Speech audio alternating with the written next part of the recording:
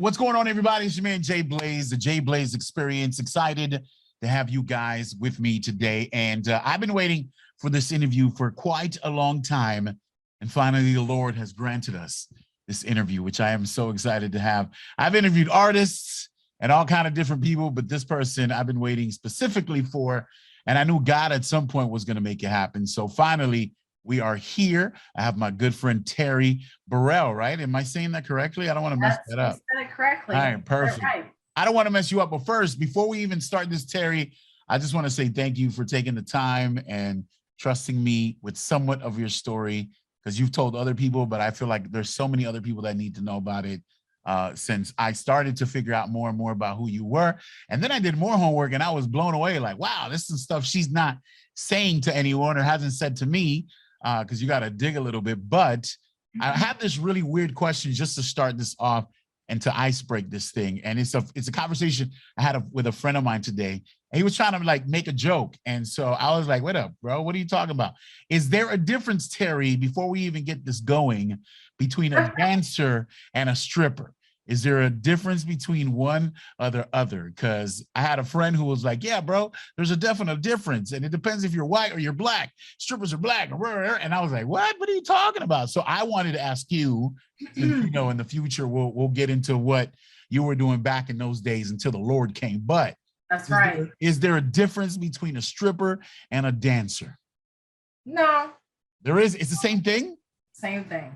You know what they told me that the difference is? This is why I'm asking. Okay. They were like, oh, a stripper is like a professional. They're on a pole, this and that. They're twindling and all kind of craziness. A dancer is just sitting there, taking money, moving whatever parts of their body. And so I was like, how did you break all this down, bro? Like, really, you got a lot of time to really break this stuff down. How did you even come up with this? Do you think it makes sense, or is just something crazy somebody's coming up with?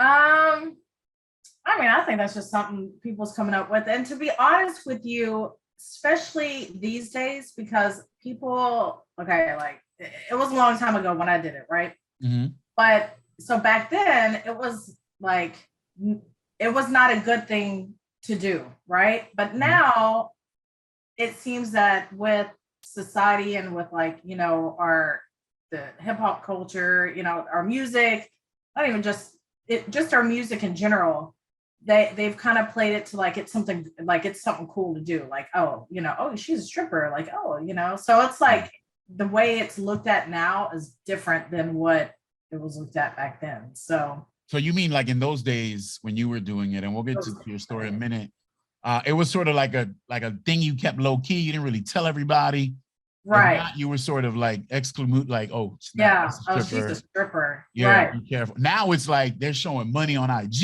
Yeah. Yes. It's like a whole fad behind it. That's different. Yeah. Everybody wants to be a stripper now. Like back then it was, I mean, and the reason the girls do it is all the same reasons, you know? Yeah. But it's looked at different now. Like, it's like the cool thing to do. Like, oh, she's a stripper, you know? Now you got like Cardi B, like she's, you know, she's blowing up in the game, like with her music, and like, you know, that was like her stepping stone. And then you got, you know, others that have like started their own, like, what is it? It's like Jocelyn's Cabaret. Like she started her own show. I mean, they're like using the whole fad and creating a brand behind it. Yes. Yeah. It's crazy. A lot of money's been pumped into. Yeah. You're talking about OnlyFans. I mean, this goes on beyond so much stuff that's crazy that wasn't done back then. I thought one thing that was really interesting to me, years ago, I met a lady, her name is Shelly, and she had a ministry that would go to strip clubs. Her and these ladies would go, this is here in Florida, and they would go and talk to the strippers. They would pray for them. They would wash their feet.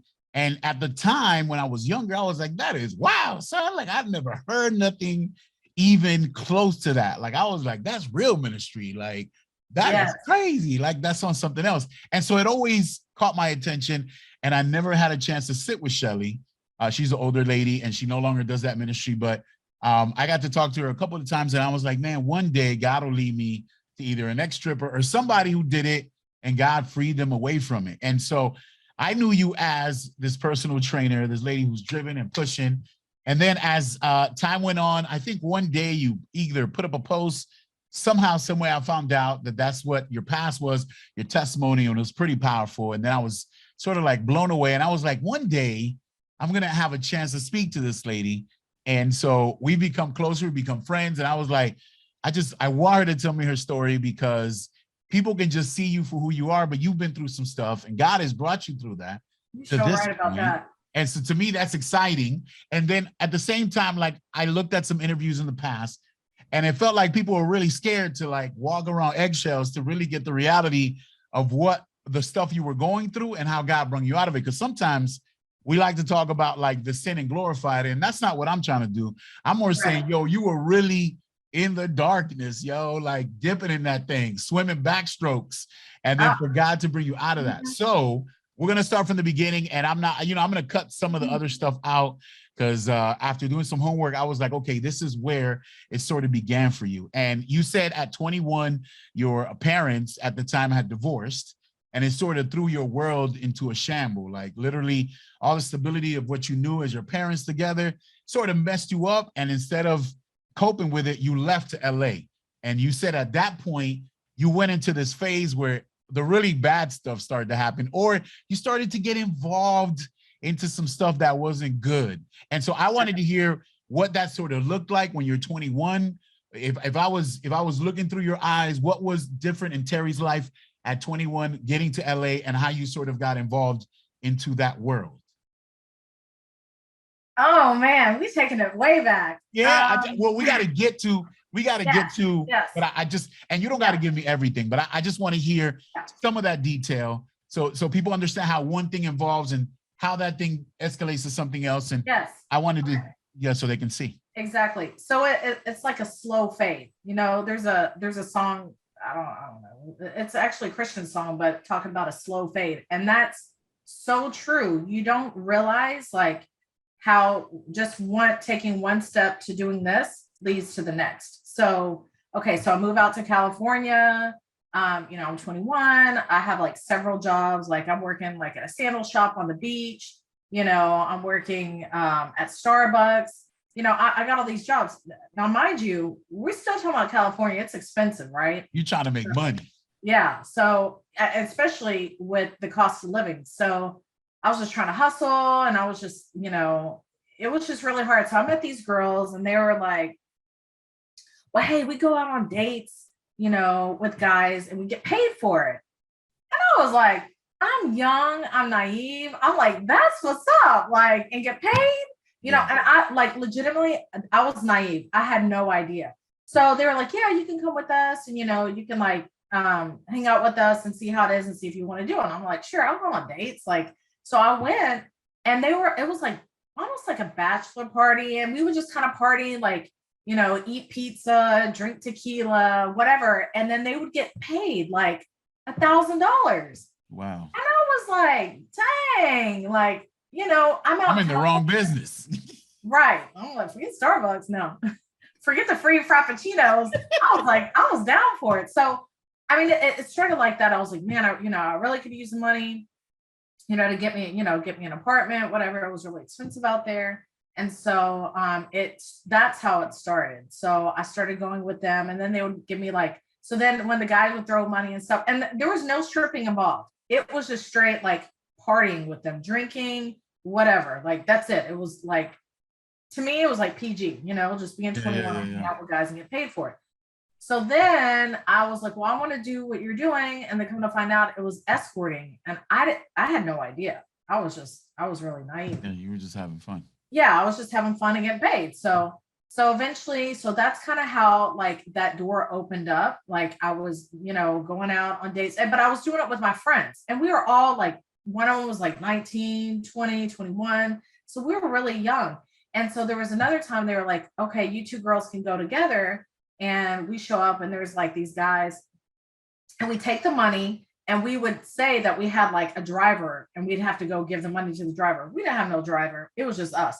So we take the money, put it in our purse, whatever, and walk back in and be like, okay, we gave the money to the driver, like, whatever. Okay, let's party. And so they were like, okay, you're going to go in this room, and you're going to come with me in this room. And me and her are looking at each other like, no, I thought we were going to. Yeah, what's going on here? Yeah, I thought we were going to drink tequila and have pizza. And they're like, no, like, so then they were like, well, give us our money back. And so my friend, she was like, I'm not giving you your money back. Like, so we left. They chased us. Like, we got in our cars. I mean, it was so dangerous. I was like, girl, just get that money back. That didn't happen because we had to turn the money in. And so we're on the phone with the service and they're like, no, just leave. So we left. But then we got chased. And that was one of the point where I was like starting to get really scared to see it like for what it really was. So I was like, man, I'm going back to Houston. Like I'm going back. So I can't. So I was also personal training at the time, working at a gym.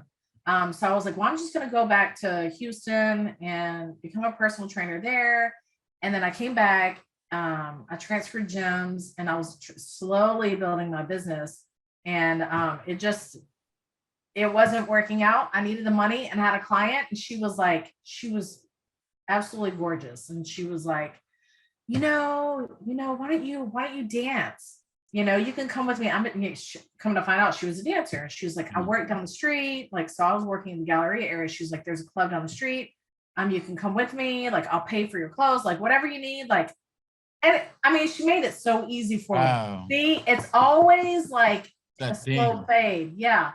And so I was like, man, I left California because that got crazy. And I was like, and then, when you strip, you got to take off your clothes. So I was like, I don't know. She's like, yeah, girl. But you can come up with the rent money that you need, the deposit, so you can move out and get your own place.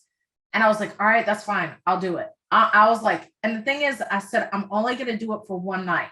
Only for one night. Wow. So this is what happens. So we go in there and I was so nervous. And she's like, here, let's take some shots. So of course, once you get alcohol on you, so you're walking around. Up, huh? Yeah, loosen you up. You're talking to people, whatever.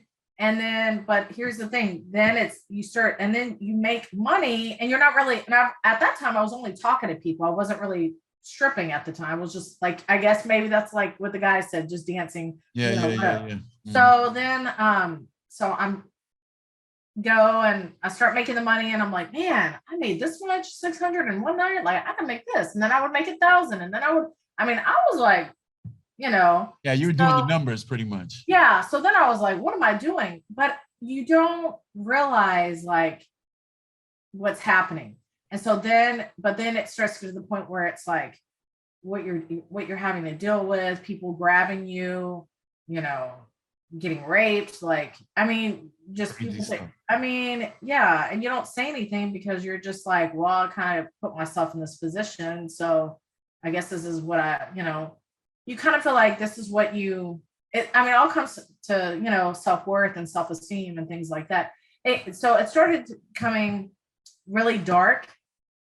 And then I remember one night I was driving on 610 and I don't remember how I got in the car. Like I woke up and I'm driving on 610 and I was like, oh my God, I was at the club. Like I look at the clock and it's like 3:00 in the morning.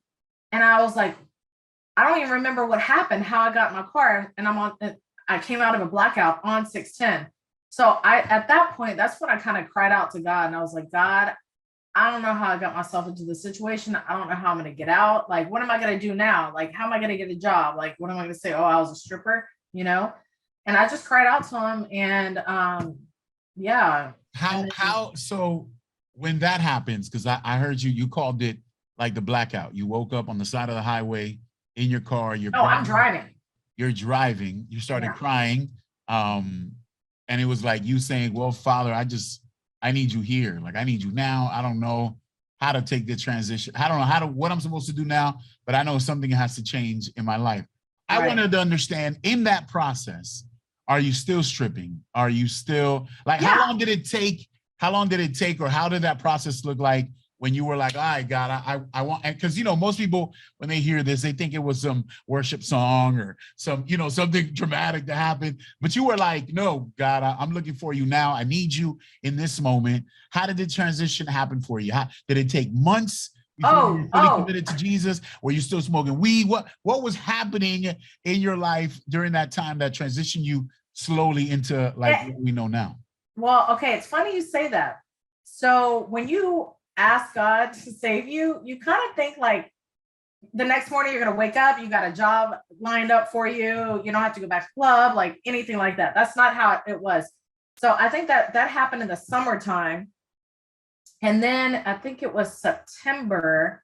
And of course that was actually, I had just left the club, and that's when I found out I was driving on 610 and I didn't know where I was. And that's when I cried out to God. And then I get to, I go home. Of course, nothing changes. I'm still going to the clubs every night to go to work. Well, then, oh Lord, the lawn service people they're right outside my door. It's okay. It doesn't matter. It's fine. Oh, okay. So then what happens is, in September, I had this feeling I didn't need to be at the club that night. Mm-hmm. Because what happens when you go to the club, you got to like pay to work. Yeah. So it's like rent, right? Correct? Rent for that day or rent for that yeah. night? So like the sooner you get there, the less money you have to pay. The later you get, the more money it's going to cost you. But so it's kind of like a gamble. Like, okay, if I pay this $40, am I going to make the money back, or whatever? So I just had this feeling I didn't need to be there that night, but I was like, well, I already paid. I'm just going to go ahead and I drove all the way out here, so I'm going to go ahead and work. And it was dead. There was like nobody in there. And then next thing you know, the club gets raided. Wow. And we all go to jail. And I was like, oh my God, like now I'm in jail. And the craziest thing is what they arrested me on was, so in the city of Houston, it's called the 3-foot rule. So you have to be within 3 feet of a customer. You can't be less than 3 feet. So if you're on stage, you're within 3 feet. So if you go down, whatever to get a tip or something, that's you're violating the 3-foot rule. What? Yes. So I get arrested for the 3-foot rule. And that's kind of where it all like began, where it's funny when you cry out to God and you think, like I said, you're going to have this job lined up, but it was really actually the opposite. And I don't know if it was just because God knew like he had to do that to scare me, because then I knew now, like if I were to try to go back to it, I mean, there's potential I could continue getting arrested, Did it discourage you once you went to jail and you were like, well, God, what are you doing? Or did it even affirm more to be like, God, I really need you. This stuff is getting real ugly. The latter part. Well, kind of both. I kind of was like, I prayed God, but this is not this is not the intention. This is not the way I want it to go, but he always turns around what's, and we know his word, like what's meant for bad, he's going to turn it around all together, working for the good, and that's what he did. Listen, from that point, I wanted to show you something, and it's something that you said was pivotal in your walk with Jesus. And you were like, yo, this one event sort of, not just the fact that I went to jail and the strip club got raided, but this other event that happened to me where my son was born. I wanted to show you this picture, and I want to make sure you're going to freak out because you're like, how did you get that? Well, I just looked, you put it up. So I'm not sure if you can see it. Yeah. You can see it, right? Yeah. Yeah. Is that you? Is that your day? Is that the day your son was born? Yes. Yes. Okay. That's what, 2016? What day was that? No, that was that was 2006. 2006. So new baby comes along. This is after the raid. You meet your baby's father. Then you have a baby. He's born.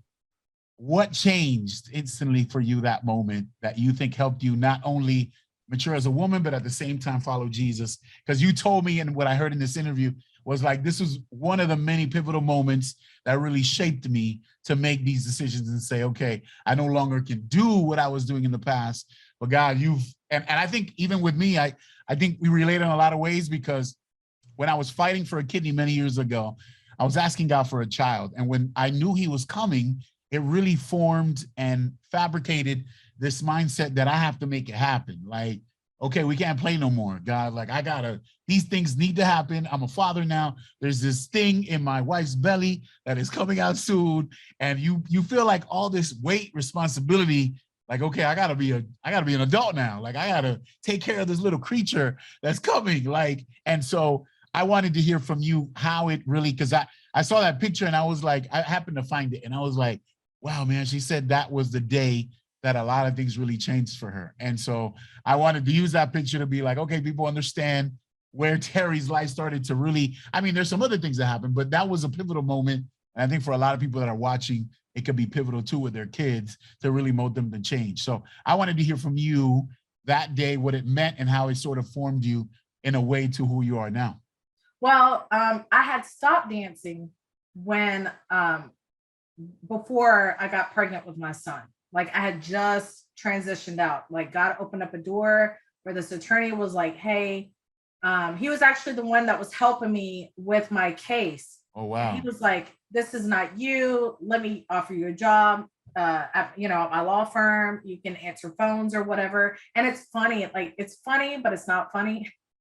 So I show up for work. I had no clothes. I was like t-shirt, shorts. And the lady came in, like, I guess she was like the paralegal, and she was like, can I help you? And I was like, yeah, I'm here to answer phones. And she was like, so that attorney went and took me shopping for clothes, like real talk. Wow. He was really a blessing. He really was. I mean, because I didn't have any, at the time, yeah, you didn't have any clothes. Yeah, I didn't really have any clothes like to get dressed up in, for the corporate world. The corporate world. So, but so when I was already transitioned out, and then when I had my son is when I decided I needed to really, in the moment, you didn't really understand that it was God, like a God moment to get arrested and to get transitioned out. But when you look back, you see the blessing, you see how God orchestrated it all, And so when I had my son, that's when I knew, like, okay, I really want to like live my life for God. Like, this is my child, that I want him to not make any of the same mistakes that I've made or go down, make any poor decisions. Like, don't be like me. Don't be like your mama. Like, so that's really, when my son was born is when I gave my life to Christ. After that, and it's something that was really encouraging to me, and I hadn't seen this side of you after I started digging and finding stuff. I was like, this chick was gun-ho, son, like wild with it. Like, we're going to go on this Saturday, me and these chicks, and we're going to go and do some outreach. And so from there, I saw that this ministry started to unfold. You got 429, I think that was the name of your church. And then it was called the Unconditional Love Ministry, if I'm not mistaken. Yeah. Mm-hmm. And so like, I saw there were shirts and you had a gang of women, which was so encouraging to me. I was like, it's not just her. She has all these chicks. Yeah. They're deep in this car and they're going out. So I wanted to understand what that, and one thing I noticed too, which a lot of people didn't, or a lot of people won't say, because they make it look glamorous, is that I saw some haters in your comments from way back. People being like, sis, why you out here following strippers, but you don't agree with what they do? And I saw you like, show them in love, like, I'm here for these reasons. And you were like, go check out the website, blah, blah, blah. But I wanted to hear, and I want people to— Oh, wow, you really dug. Of course. Listen, okay, so, that's when we were on the news. Okay, so I remember. I think it's so incredible. I saw you in another light. Like, I always have respect for you, but it really made me like see you in another way. And I didn't know that you were so gun-ho like that. And yeah, you did interviews and you're on TV and whatever, that's fine. But the approach, the way you were talking to people, the way you were expressing yourself, which is really hard to find many times. And so like, I wanted to hear, what was the birth of that? Like, how did that concept come up? What animosity, what things what things went against you? Because I know not every church person was cool with it. Some people think you're the devil. I don't know what you're doing. And in reality, God has said, this is what I'm going to do. This is what you gave us. So I wanted to hear how that birth happened and some of the opposition you went through when you had it and when you started that ministry. So the church that I attend now is Grace Church of Humble. And so they started like this they called it the 429. It was like a 20s and 30s young adults type of ministry. Young adults, yeah, type of ministry. Mm-hmm. And so it was we had it at one of the other the Grace Church of Grand Oaks location. So we had it every Saturday night. So it was a whole bunch of young people. And then, you know, you make connections. And there was a girl, her name is TC. So TC and I were talking, and she was talking about going to the clubs and like handing out like, you know, flyers for the 429 for church. Yeah. And I was like, she was the only one that I kind of like opened up to and told her like my story, like, you know, that I used to be a stripper. And I've always wanted to do, you know, ministry, you know, but I say ministry, but I didn't know it was a ministry. Yeah. I just wanted to go and reach out to the girls at the strip clubs. And so I told her, and she was like, oh, Terry, I'm down. I was like, really? And she was like, yeah. So then we started talking to some other, you know, girls at the church. There was Tamia. There were some guys, you know, at the 429, and they were like, hey, we'll be like y'all's bodyguards, you know, like kind of watch her back. Yeah. And that's a pretty wild environment for sure. Yes. I mean, they were down for the cause. And then we were like, okay, let's take gift cards, like Starbucks gift cards. So that was kind of our thing, like $5 Starbucks gift cards, you know, with a flyer. So that's kind of how it started. First, we were going into we weren't going inside. We were just going to the parking lot. Mm-hmm. Then it was like, oh, we need to go inside. And because I used to be in the industry, I kind of felt like, okay, let us get in there, and not in a sense of like, we're from church and we want to come in and, you know, we need to pray for y'all. Like, y'all do. No, like I came from that. And to be honest with you, and I'll tell you a quick story. When I was in the clubs, there was a night that it was guys and girls from the strip club. I remember we were in this guy's Suburban, and we were talking about going to church, but none of us wanted to go, but because we were like, oh, we're strippers, you know, what are we going to do? Yeah. Well, we all really wanted to go to church. And so it's like moments like that, people don't know, you know, church people don't know. These people are out there really wanting to go to church, but they're feeling like, well, because of who I am, I'm probably not going to be accepted. So it was to break that down and say, no, you know, come as you are, just like how I came as I was when I went to the law firm, you know? Yeah. So that's kind of how it started. And then the pastor caught wind of what we were doing, and they were like, you know, you should talk to him and let him know. And so, you know, because I wasn't raised in church. So I went and I told him what I was doing. I was really nervous because I thought I was going to be judged. And I thought he was going to be like, condemned. You know, yeah. He was like so on fire for it. He was like, I love this, you know? And then he's like, I would love for you to share your testimony in it. And his wife talked to me, and I was just like, oh, I don't know. And finally I was like, you know what? If this is going to help someone else, then this is what it's about, you know? And so my intention was never to like, oh, I'm going to start a ministry. It just kind of organically happened. Yes. How, I know we talk about the glamorous and the beautiful. What was some of the animosity or some of the things that you had to fight through? Maybe it was people judging. Maybe it was other church members not agreeing. What did that look like, and how did you persevere? Because I know, look, every time you do something drastic or different. When I started in radio years ago here in Miami, I was being sent to hell. Like literally, I would be doing my show. People would call and be like, hey man, what are you doing playing that worldly music? And I was playing CHH. Like it was, and I was like, what are you talking about? Like, I'm really trying to give people an outlet. Yeah.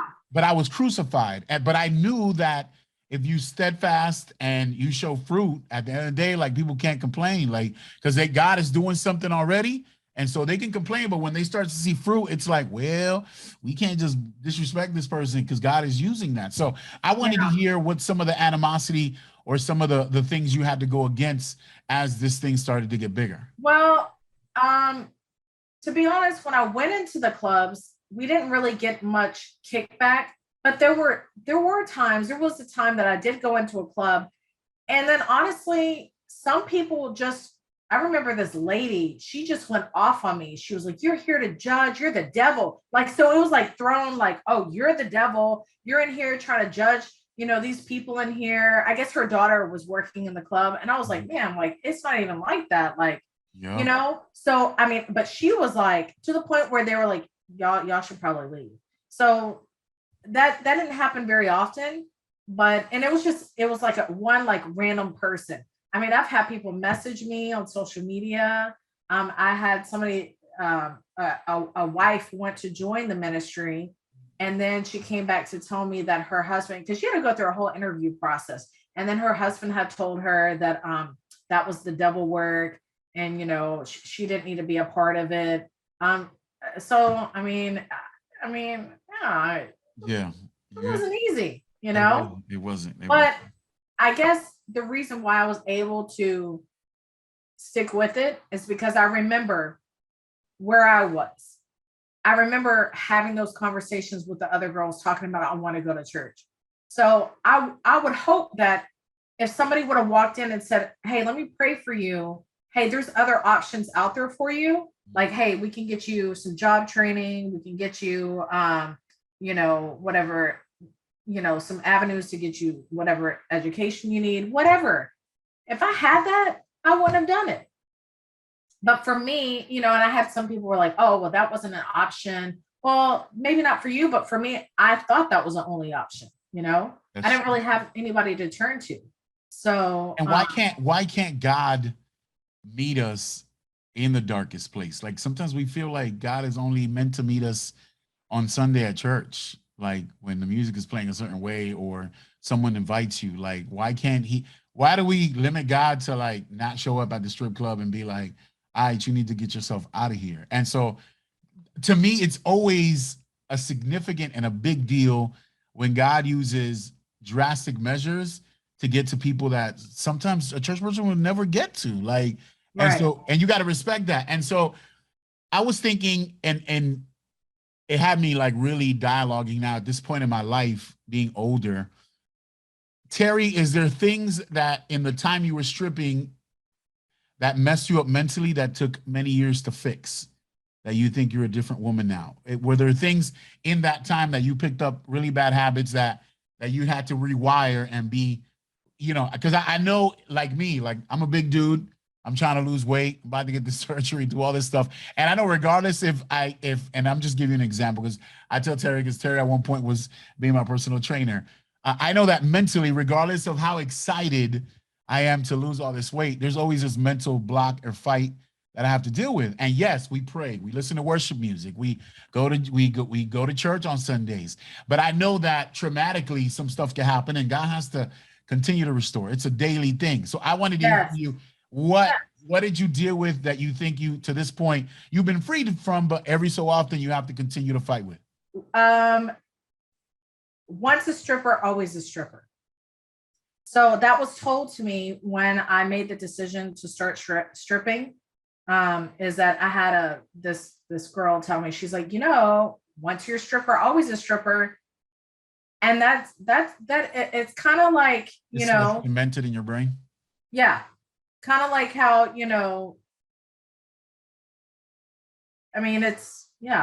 it's like robbing you of your identity. Right. It's like, oh no, don't forget this is who you are. And it's like, you have to remind yourself, no, that's not who I am anymore. That's not, the person. Yeah. I'm not that person anymore. Yeah. And it'll come up every so often. Like if that it does at times, but it's because it's like you see things differently when you're in that industry. It's like opening up a whole new world, a dark world. And so you're not as naive as you used to be. And so I think you have a really unique opportunity, and it's amazing how God works, because he always finds something to realign, readjust. And I'm not trying to be no pastor over here. I'm just telling you like what God has done with me, and he's always affirmed certain things. And so an example, like I'm fighting to get another kidney. And if it wasn't for the fact I could physically see my son in front of me and be like, the motivation is there, Jesus. Like you've given me a person to clearly see and be like, that's the miracle I gave you, Manny, 10 years ago when no one thought that you would have one. Here it is. We need you to continue fighting because he needs to see you. The same token, and this leads me to this, and we're almost done here, is that you have a really unique opportunity because you have a daughter. And so I was thinking in my brain that you have not just a chance to fix it, but how how has this experience in your testimony molded you on the way you raise your daughter now? That you may have seen that you weren't given when you were small, but you want to make sure you instill into your daughter so she doesn't, if somebody does show up, some female shows up and is like, hey, you can make $600 tonight, blah, blah, blah. You know, Lord knows it's going to be even more, how is it, more complicated in the future because now everybody's picturing it like a fad.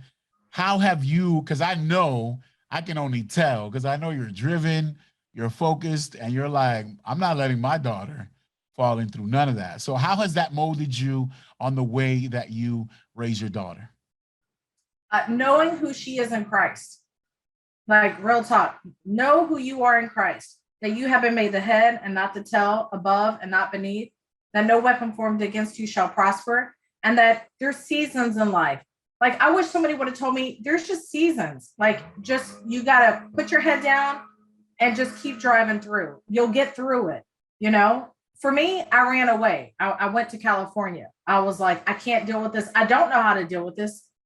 If I had, that moral compass, if I would have known like, hey, with God, you can get through anything. You really can. It might get dark, but you're going to get through it. You'll get through it on the other side. If I would have had, so just letting her know who she is in Christ. And then also, even with my son, I mean, my son, he'll be 16. Jalen, yeah. Yeah, in 2 months. I mean, a big guy. He's like taller than you almost. No, he's almost 6'3". I know, it's crazy. So for him to see me go through the ministry, like he knew, I mean, he knew at a very early age what a strip club was. But now, but I didn't, I didn't let him go in, or he didn't go with us on these outreaches, but he knew what we did. He knew he's known since he was little, what I have done in the past and how far I've come. And he's becoming a great man, because of that, and treating women with respect. And so yeah. I'm excited. I know that some days it can come up and it can be like taunting, being like, what? Oh, he's a stripper, this is a stripper, whatever. But getting the opportunity to do that through your kids, I think is extremely big. Like, yeah, we see it as, oh, it's just our children, but no, I've noticed now, even in my own life, like all the things I'm doing, my son is watching really closely. And you have a teenager already. So he is definitely, if he hasn't, he already knows some of your story and he respects and loves. And to be honest, the journey you've been through in itself is a big deal. So like more people, I just felt, and I know people will be like, why is Jay speaking to Terri? Because Terri's story needs to be told. And more people, and I want to end with this. Terri, if there's someone watching who may be struggling and maybe stripping at the moment and is like, well, I believe in Jesus and I sort of go to church when I can, but honestly, it's like that slow grind. I'm stuck here. Like, I'm making this bread. The money's really good. You know what I mean? It's really hard to disconnect. If you had that conversation with someone, how would you not deter them, but get them to slowly understand that Jesus, and I don't, you're not that person. You're not the person that's going to give me this overly preachy breakdown. That's exactly why I think you're us for a specific person, and the way you speak to people is different. It took me years, and it comes back to one thing you said that I think everyone should pay attention to really clearly, because it's something I'm understanding in my own life right now. Identity is everything. When you know your identity in Jesus, people can't talk to you any kind of way. They can assume, they can pre-assume, they can think all kind of stuff, but you know who you are and you'll continue to be that. And so there's a beauty in it. There's a satisfaction in knowing this is who I am in Jesus. And so I wanted to hear from you. How would you, not that you have to give me detail per detail, but how would that conversation go, sort of, if you knew someone you knew was sort of struggling? And because I know one or two people that are struggling with it, and they're like, yo, the money's really good. Like, Jay, I understand you talking to me about Jesus, and I understand the hope and the change he's going to give me. But yo, listen, man, this is what I'm making. This amount, I'm making this amount. I got these followers. I got all these OnlyFans. How would you approach a conversation like that? I mean, to be honest, that's a situation, when I would go into the clubs, I would never tell these girls, hey, you need to get out. Just go and love on them and just let you know that if you want to get out, if there's, anything where you're in a situation where you're stuck, I want you to know that God loves you unconditionally. Like, I think that was it for me. Like, he loves you so much, no matter what you've done, anything. And if you trust him, his ways are higher, his ways are better than our own ways. Like, you got to get yourself out of the way and let him do the work. I mean, it really is, it is really a trust step. I know it's hard. I know it's hard, but when they're ready and you let them know that God loves you so much, he loves you unconditionally. Like, you are the apple of his eye. He has so many great things in store for you. You know, I mean, really, Yeah, I think you're meeting them in that place, and at the end of the day, we can only pray. We can only lead people to, and they have to make that decision. So, yeah. I think at the end of the day, like I know people will get something from this, and to see where you've been and where God has you now is a testament. It's a huge like. I gotta commend you, man, because I was so afraid of how I was gonna approach this, but more and more I kept looking. God just continued to confirm. And I was like, well, we're going to do it like this. I'm not afraid. And I know this person is not afraid to show who they were and where God has brought them to now. Because you're a great example. And the way you approach it is what some people need. Like, people don't, not everybody's churchy. Not everybody has all these Bible verses in their backpack to throw you as soon as they have a convo. Like, doesn't work like that always. So to know that he's brought you through that, and we get to tell people more about your story. So I'm leaving you with this. Is unconditional love coming at some point back later? Is it, well, you're like, well, I don't know, Manny, that was a season in my life, and I'm focused on my children and my business. How is that going? And how is that transition going for you? Because I know you're like no one else. Yo, I swear, I don't swear. I saw these interviews, and I was like, this isn't the same female that I'm talking to right now. Like, this is not, yo, she is, there's some videos that are so funny. I was like, yo, who is this person? Like, this is like, you know how you meet that radical person on the corner and they're preaching and whatnot? Yeah. I was like, oh, snap, yo, what the heck? Who is this Terri? Like, I've never, you know what I mean? And so I wanted to hear, I know we all change. We all have seasons. I used to be like that too in certain things.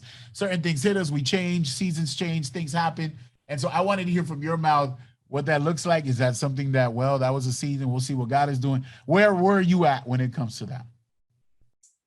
That's a good question.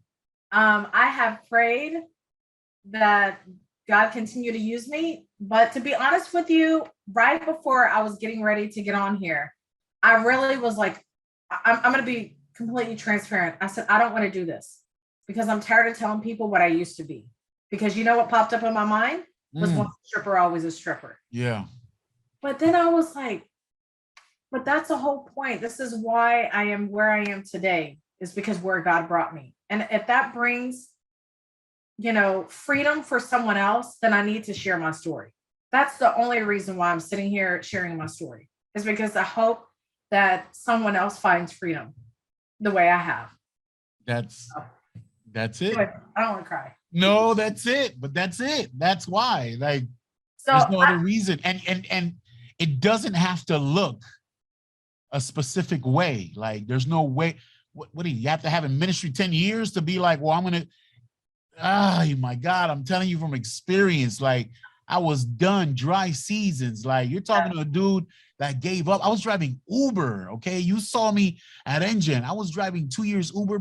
I hadn't touched the microphone 2 years. People were like, Manny, what are you doing? You're supposed to be on a microphone talking to these people. And I was like, are you crazy? I'm done. Like, I'm dry. I haven't touched a microphone. And God chose to use one conversation. I got a call from a guy in Texas. I'd never been to Texas in my life. I got a call from Houston, Texas saying, hey, bro, Jesus told me you're going to come here and do our afternoons. And I'm like, you're kidding me, bro. There's no way. Jesus ain't tell me that.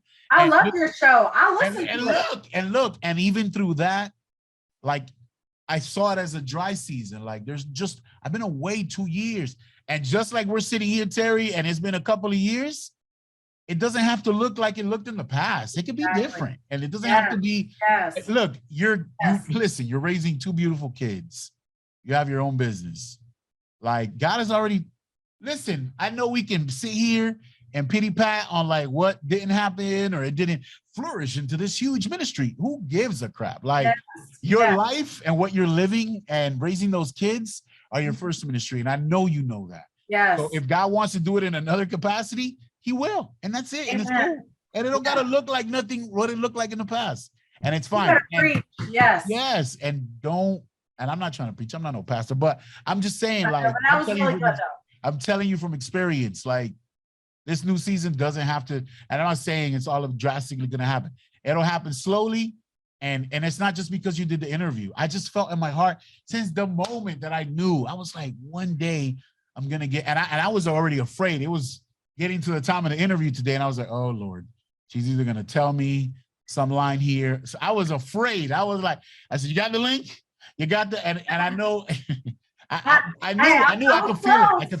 But I was determined, and I was like, God, like people need to hear this. And even if, there's a video 7 years ago you did, and it's still on YouTube. And tell me, that's like it impacted me. I know that someone can watch it, boom, and they're impacted.